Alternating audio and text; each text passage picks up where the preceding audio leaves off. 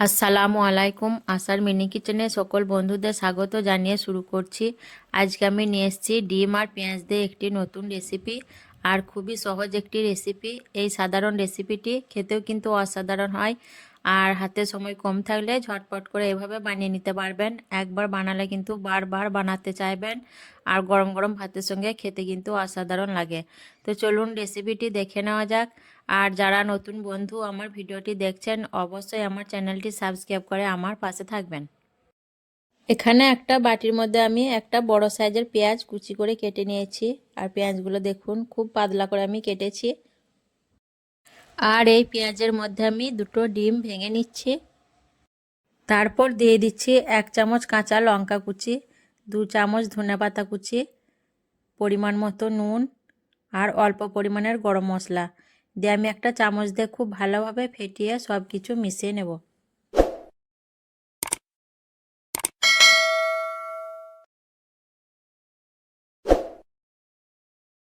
ডিমটা দেখুন আমি খুব ভালো করে ফেটিয়ে মিশিয়ে নিয়েছি সব কিছু।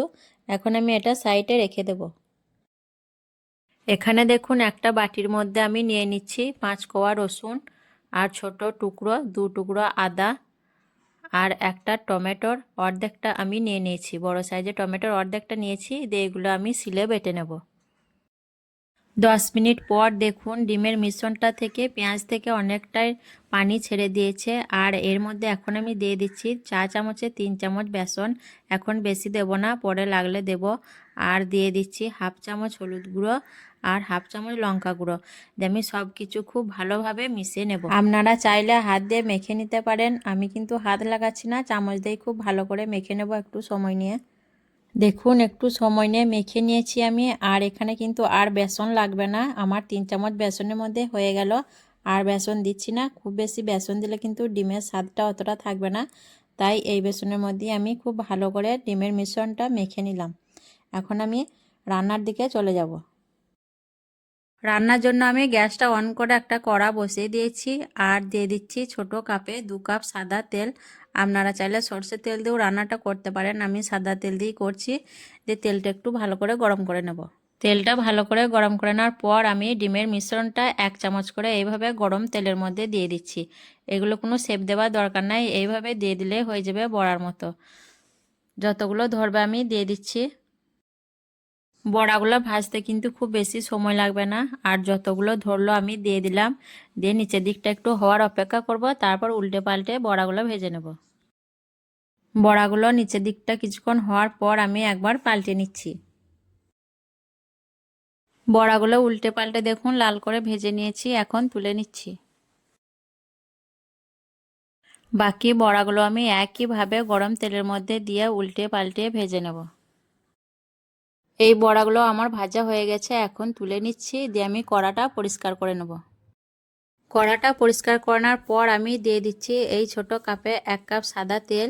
দিয়ে তেলটা ভালো করে গরম করে নেওয়ার পর দিয়ে দিচ্ছি আমি এখানে একটা মাঝারি সাইজের আলুটা আমি লম্বা লম্বা করে কেটে নিয়েছি। আর দিয়ে দিচ্ছি হাফ চামচ নুন। দিয়ে আমি আলুটা লালচে লালচে করে ভেজে নেব।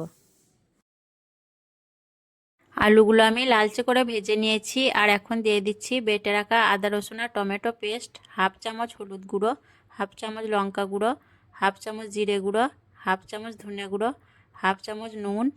আর মশলা বাটিটা ধুয়ে একটু পানি দিয়ে দিচ্ছি। দিয়ে আমি নেড়ে চেড়ে আলুর সঙ্গে মশলাটা খুব ভালোভাবে কষিয়ে নেব।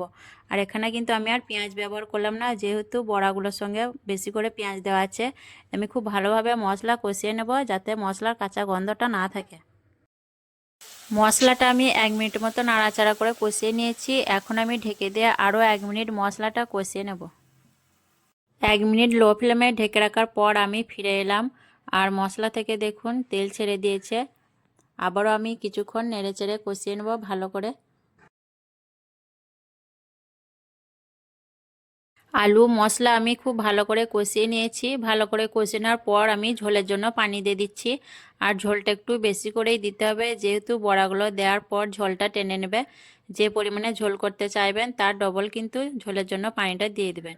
দিয়ে আমি একবার ভালো করে নাড়াচাড়া করে নিচ্ছি।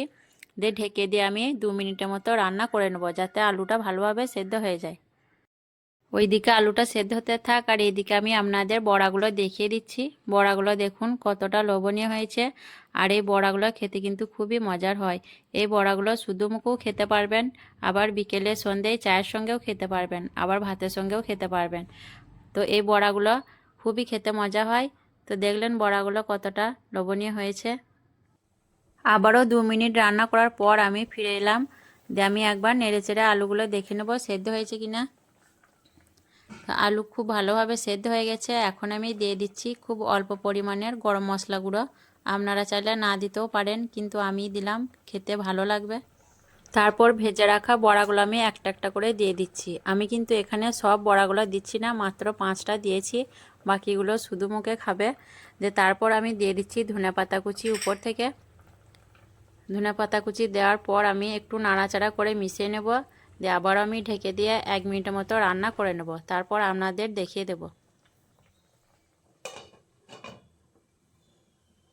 দেখুন বন্ধুরা, ডিম আর পেঁয়াজের এই সাধারণ রেসিপিটা কতটা লোভনীয় হয়েছে, আর গরম গরম ভাতের সঙ্গে খেতে কিন্তু অসাধারণ লাগে। তো আপনারাও একবার এইভাবে রান্না করে দেখবেন, খুবই টেস্টি হয় এই রেসিপিটা, আর একবার খেলে কিন্তু বারবার খেতে চাইবেন। তো আজকে রেসিপি কেমন লেগেছে অবশ্যই কমেন্টে জানাবেন। ভালো লাগলে লাইক করবেন, শেয়ার করবেন, আর আমার চ্যানেলটি সাবস্ক্রাইব করে আমার পাশে থাকবেন। সকলে ভালো থাকবেন, সুস্থ থাকবেন। আসবো আবারও অন্য কোনো রেসিপি নিয়ে। আল্লাহ হাফেজ।